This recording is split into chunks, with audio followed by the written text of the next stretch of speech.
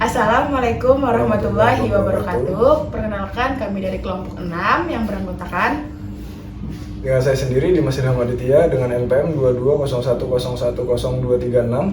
saya Yai Abiyu El Tanti dengan NPM 2201010037. Dan dua teman saya yang tidak bisa berhadir dikarenakan jarak dan ikut berpartisipasi dalam mengerjakan tugas. Atas nama Diki Oktaviandi dengan NPM 2201010317. Dan teman saya lagi, Janala Atifah Nismara dengan NPM 2201010019.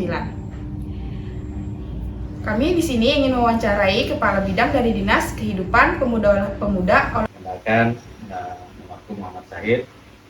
Kalau embel-embelnya sih sebetulnya ada SPI MP. SPI itu karena basic itu memang sarjana perikanan.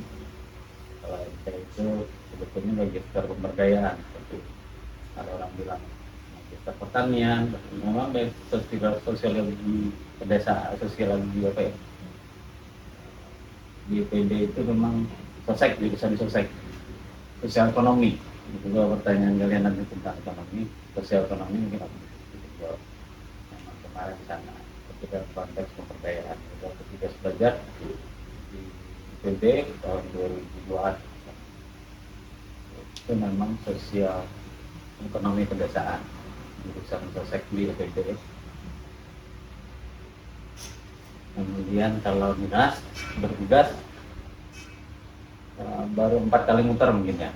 Pertama banget di dinas perikanan, sesuai basic keilmuan itu pada saat kita menjadi pegawai. Kemudian setelah 16 tahun di sana, 17 tahun khususnya, dipindah ke dinas peternakan dan perkebunan. 2 tahun, setelah itu aku dipindah kembali ke dinas perikanan lagi, dibalikin, dinaikkan, dipromosikan jadi kepala bidang. Sebelumnya cuma kesubat perencanaan, kemudian jadi kasih pemberdayaan, kasih pengembangan peternakan, habis itu balik lagi ke perikanan jadi kepala bidang budidaya perikanan. Nah, habis itu disuruh belajar ilmu pemerintahan jadi sekcam di kecamatan. Jadi pindah ke kecamatan, habis itu balik lagi ke terakhir ini ke dinas pariwisata, kepala bidang kebudayaan. Sampai sekarang ya, kita sekarang dalam kondisi konteks wawancara, begitu dalam konteks aku sebagai kepala bidang kebudayaan. Oke, itu latar belakang aku ya. Jadi kerjanya PNS, kegiatannya ya kerja sebenarnya semua gitu. Organisasinya pada dinas, yang terakhir ini pada dinas kebudayaan, kepemudaan, olahraga dan pariwisata. Jawai. Kami di sini ingin bertanya mengenai pendapat Bapak tentang perubahan sosial yang terjadi di masyarakat. Yang nomor berapa tuh nomor sosial kayak apa yang Bapak ketahui mengenai sosial dan budaya? Sosial, kalau sepemudahnya pengertian aku ya, khususnya buat aku, sosial masyarakat. Jadi apapun yang mengenai masyarakat kita bisa bilang itu tentang sosial. Sosial itu luas sekali, cakupannya luas, hal-halnya juga banyak, misalnya kehidupan sehari-hari, kemudian interaksi antar manusia sesama manusia itu otomatis disebut sosial. Tapi dengan alam, dengan makhluk ciptaan lainnya juga sama terjadi sosial, walaupun tidak ada istilah peri binatangan, tapi peri kemanusiaan kita katakan. Tapi kalau kita asing dengan masuk binatang itu juga punya kemanusiaan, sama dengan tanaman. Kalau kita berlaku juga saat terbang sebagainya, kita dianggap sedang melihara alam, tidak manusiawi, tidak bersosial, karena merugikan orang lain, ada hubungannya dengan itu. Jadi sosial itu masyarakat. Kalau budaya itu, budaya menurut aku lagi, karena aku orang budaya, itu sebetulnya kegiatan sehari-hari yang mungkin kalau nanti dihubungkan dengan timeline ya, dengan masa, itu adalah sebuah kegiatan rutin. Makanya kadang-kadang bisa disebut budayanya budaya ya, sesuatu kegiatan masyarakat yang sifatnya bisa terus menerus rutin dilakukan, entah itu bersifat baik atau tidak, mungkin itu di sudut pandangnya. Itulah budaya. Bisa berlangsung dulu saja, bisa artinya pernah terjadi, bisa sampai sekarang. Oh, dulu saja kita lihat sisa-sisa peninggalan kebudayaan atau apa yang ada dilakukan dulu dengan bukti-bukti peninggalan sejarah, budayanya ada di sana. Budaya ngapain mereka di situ, aktivitas sehari-hari rutin yang mereka laksanakan. Kalau yang sekarang banyak budayanya, budaya buang sampah, budaya senyum, budaya salam. Jadi aku orang budaya, aku ngomong banyak tentang budaya. Di setiap kali apel sama, kita orang budaya, tolong kalau laki-laki bersalaman nggak apa-apa. Dan mungkin yang kedua, mungkin kayak ajukan pertanyaan dari saya, Pak. Apa yang Bapak ketahui tentang perubahan sosial dan budaya? Ya, perubahan sosial itu otomatis tadi, perubahan sosial itu bisa terjadi karena bisa saja karena ada sekelompok orang datang membawa dengan budaya macam-macam, akhirnya terjadi perubahan, pergeseran nilai-nilai budaya atau pergeseran kegiatan sehari-hari. Jumlah manusianya sendiri juga berubah, otomatis tuh komunitas, karena ada perbedaan komunitas bisa saja dia merubah budaya yang ada. Kalau kita sekarang banyak etnis Madura misalnya masuk, tiba-tiba Kalteng menjadikan Madura banyak, atau misalnya sebaliknya orang etnis Cina yang hampir semua di dunia ada etnis Cina, tapi bukan cuma Cina, Arab juga ada. Makanya di mana-mana pun di dunia ada kampung Cina, ada kampung Arab. Itu adalah pergeseran sosial yang terjadi, dampak dari perubahan sosial, perubahan masyarakat tadi, baik dari jumlahnya, sifatnya, kelakuannya, karakternya, semuanya. Menurut Bapak sendiri, perubahan sosial dan budaya apa yang terjadi di lingkungan Bapak bekerja? Perubahannya, kalau dibilang banyak aku nggak tahu ya, karena pertama aku masih dalam kurun belum sampai 2 tahun, satu tahun, terhitung Mei, yang mungkin 1 tahun. Jadi maksudnya dalam konteks aku kerja, pertama kita masuk ke tempat kerja baru, otomatis kita berkenalan dengan kebiasaan-kebiasaan yang baru. Salah satunya misalnya karena aku memang berada pada posisi kepala bidang, ada anak buahku yang biasanya mungkin dulu katanya suka nyelonong aja masuk, sekarang dia top kan, itu ada perubahan sosial tuh, individu. Artinya dia sengkan, dia mungkin tahu aturan. Kembali lagi, budaya juga bagian dari aturan-aturan. Apa tujuan pembangunan sosial dan budaya bagi masyarakat? Ya, kalau pemerintah punya rencana kerja dalam bentuk pembangunan, pasti insya Allah pasti bagus ya. Walaupun cuma ada side effect-nya, ada yang menerima rencana kerja atau pembangunan itu, ada yang tidak menerima karena dia merasa rugi. Bagi yang merasa untung mungkin akan rugi. Jadi kalau misalnya tujuan pembangunan sosial budaya, misalnya kami membuat sebuah kebijakan,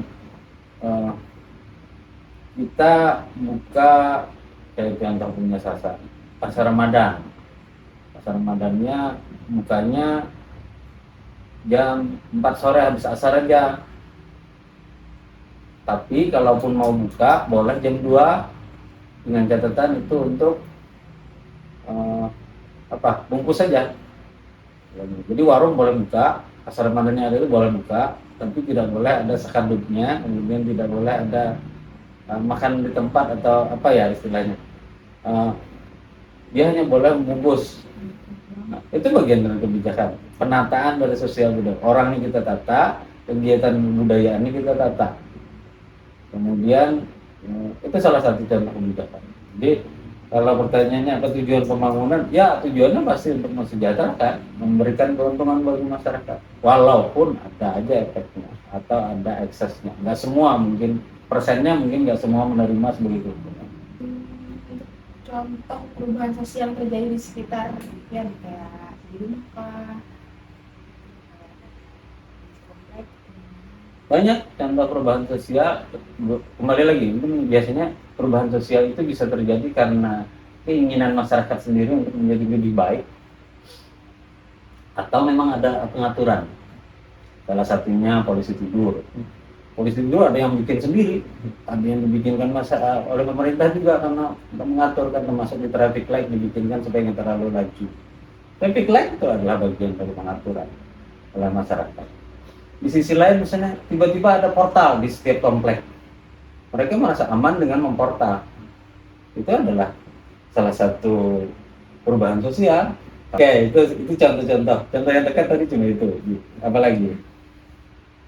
Pendapat Bapak tentang bertambahnya jumlah penduduk termasuk penyebab perubahan sosial di masyarakat sekitar. Apa pendapat Bapak mengenai bertambahnya jumlah penduduk yang semakin meningkat pada hari ini?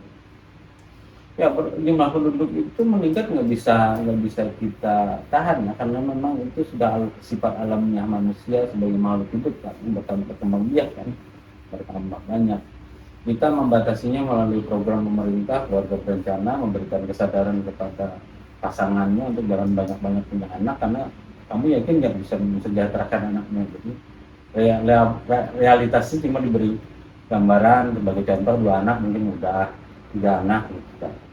Itu intinya ke program KB. Nah, bertambahnya jumlah penduduk bisa saja juga datang dari lain karena eksodus.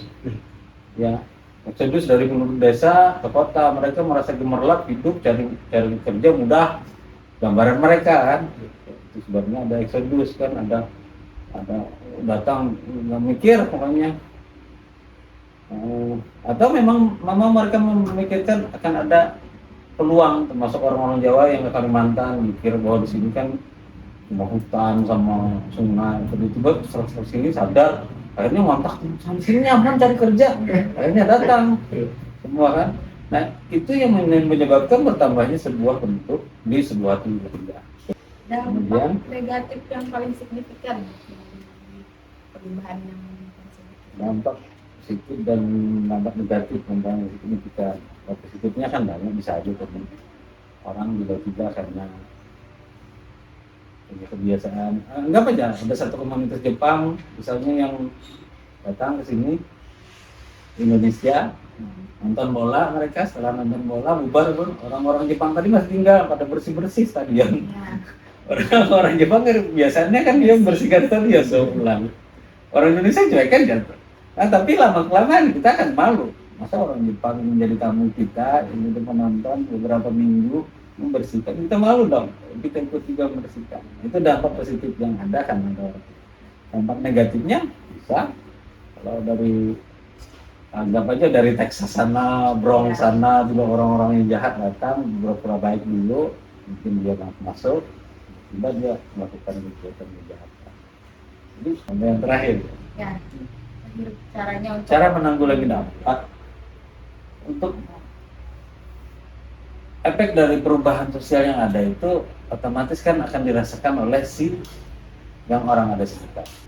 Jadi semua hal yang ingin kita perbaiki itu kata kuncinya adalah evaluasi. Evaluasi berarti sesuatu sudah terjadi. Kemudian kayak sampah, ada orang membuang sampah kan sembarangan malam-malam, entah siapa. Nah, pilihannya mungkin dievaluasi dulu. Ini tempat kita kok ada sampah terus, padahal ada sudah tempat sampahnya, ada mau sampah. Mungkin dia tercecer atau malas membenahi lagi. Ya sudahlah, pilihannya kan begitu. Ya mungkin sekian dari kami, mungkin saya dan Yai dan kelompok yang lain atau dari saudara mungkin. Oke, yang pertanyaan hadir, dari salam. Dan mohon maaf juga kalau mengganggu waktu Bapak. Ya. Dan saya berterima Tapi kasih kalau memang banyak. diperlukan lagi, silakan. terima kasih Bapak. Sama-sama ya, Dimas. Ya, siap. Semoga sukses. Amin. Oke.